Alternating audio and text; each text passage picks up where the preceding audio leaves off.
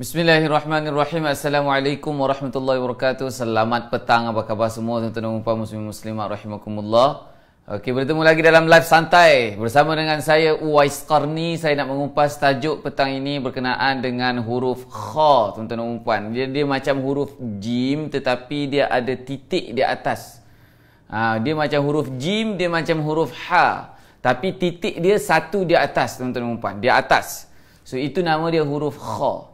Tuan-tuan dan puan, isu dia ialah orang kita selalu sebut huruf ha. Kan ejaan Rumi dia kan KHO. Huruf kha ke huruf ha? Tuliskan di ruangan komen, tuan-tuan dan puan. Ini tajuk kita nak bincang. Huruf kha ataupun huruf ha. Huruf kha ataupun huruf ha.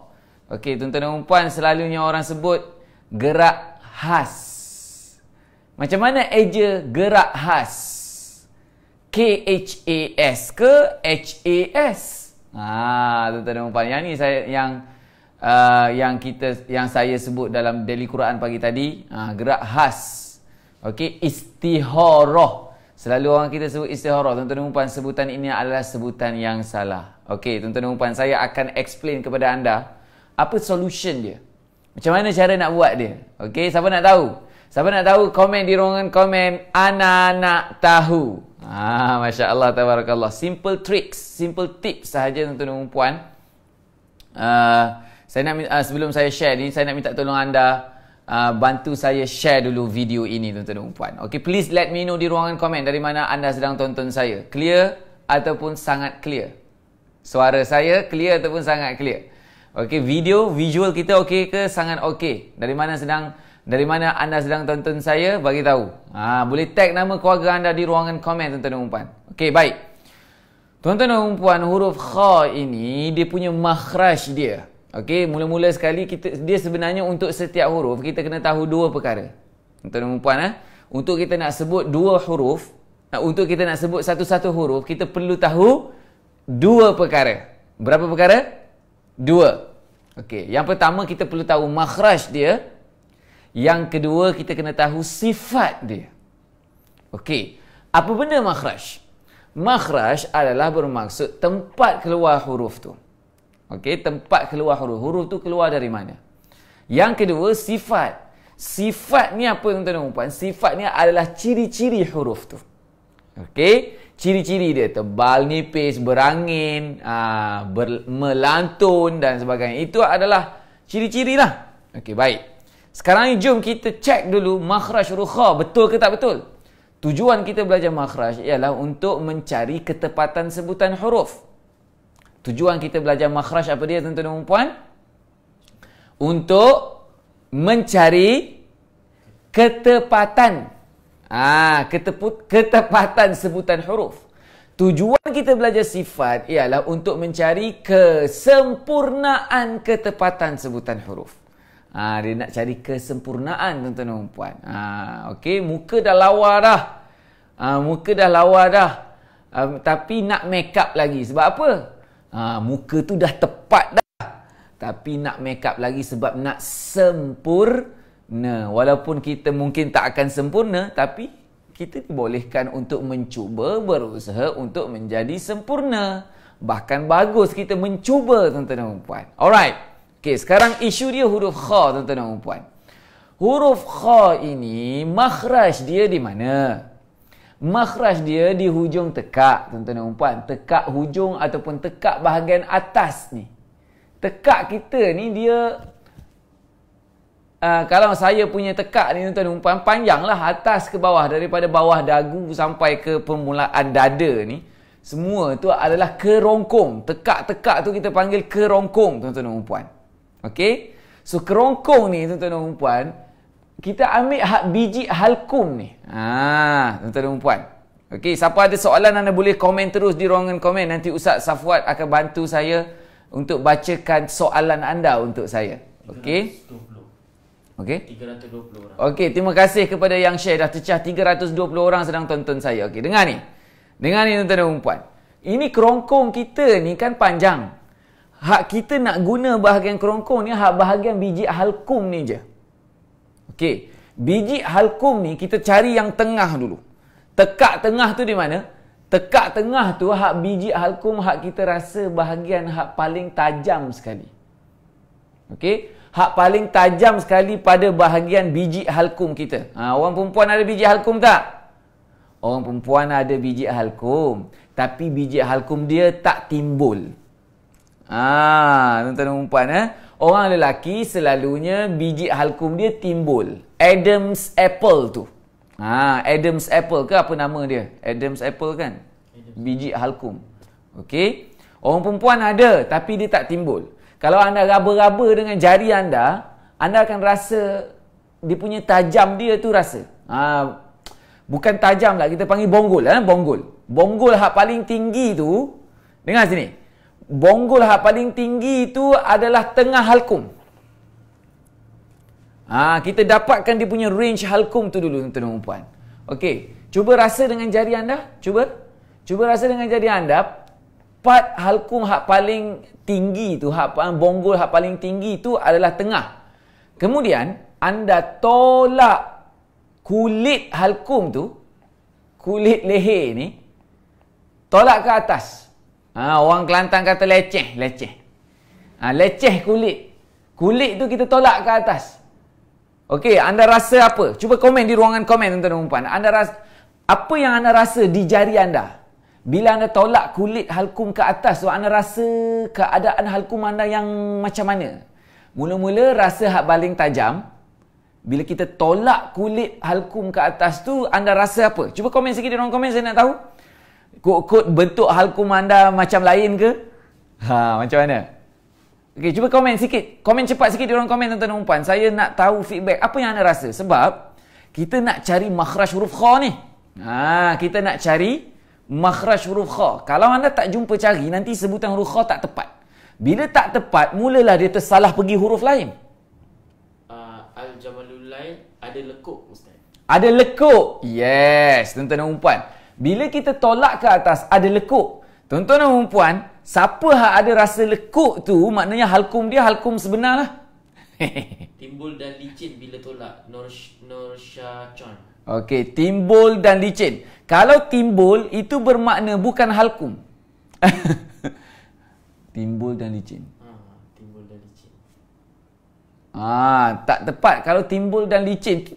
Timbul dan licin tu tengah. Sekarang ni, hak tengah tu tolak ke atas. Rasa apa? Dia sepatutnya kena rasa lekuk. Baru betul. Okey? Bila anda rasa lekuk, itulah nama dia hujung halkum ataupun tekak atas. Senang saya nak bagi tahu, tekak atas. Huruf kha keluar dari situ. Macam mana kita nak cek, tuan-tuan dan puan? Ni, macam mana kita nak cek huruf kha kita keluar dari situ ataupun tidak?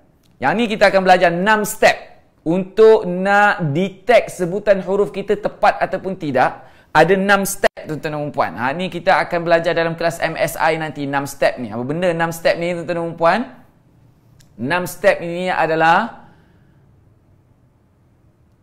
6 step ini ialah kita pilih huruf kha. Nanti kita cerita dalam kelas MSI lah. Kalau saya cerita 6 step kat sini panjang pula. Okey? Kita pilih huruf kha tu, kita letak hamzah wasal sebelum dia, kita bunyikan dia ikh. Kita bunyikan dia ikh. Ikh ataupun agh. Okey, kita rasa dekat hujung halkum tempat hak kita rasa lekuk tadi. Kalau kita tak rasa tekanan huruf kha tu dari situ, itu bermakna sebutan huruf kha kita tak tepat. Kalau huruf kha kita tak tepat, kemungkinan besar dia berubah jadi huruf lain. Sebutan huruf kha kita tidak tepat. Ini bahaya, tuan-tuan dan puan. Ini bahaya. Okey, saya nak minta feedback dari anda. Siapa yang dapat rasa huruf kha dari tempat lekuk halkum dia tu? Siapa dapat rasa dari situ? Siapa dapat rasa, makna sebutan huruf kha dia betul. Saya tak dengar suara anda. Anda kena dengar suara anda sendiri. Siapa dengar sebutan huruf kha dia tu keluar dari tempat yang sepatutnya. Lekuk halkum tadi. Hak bahagian tajam tu bukan situ. Hak bahagian tajam tu tengah. Tolak kulit ke atas, anda rasa lekuk. Rasa dekat lekuk tu lah sepatutnya huruf kha. Huruf kha sepatutnya rasa dekat lekuk tu lah. Faham ke faham penerangan saya ni? Saya risau lah tuan-tuan dan puan. Ada rasa macam longkang. Rasa macam longkang, betul. Dia rasa macam lekuk, dia ke dalam, lubang. Dia rasa macam lubang ke dalam. Siapa hak rasa macam longkang ke dalam tu, betul. Lekuk lah tu. Longkang halkum lah kita panggil, macam-macam istilah kita. Okey, so jadi tuan-tuan dan puan, apa yang kita belajar pada petang ini sebenarnya ialah ketepatan sebutan makhraj huruf kha. Huruf kha sepatutnya keluar dari situ. Dan sifat dia yang kita kena bawa kepada huruf kha supaya sebutan huruf kha itu sempurna. Sifat dia apa? Sifat dia nombor satu ialah, tuan-tuan dan puan, ialah dia ada angin yang kasar. Ini sifat dia. Nak bagi sempurna sebutan huruf kha, tuan-tuan dan puan, ialah kita letakkan angin yang kasar. Kalau kita letak angin lembut, dia jadi ho, ho, ho. Angin dia angin dia kasar, tuan-tuan dan puan. Kha.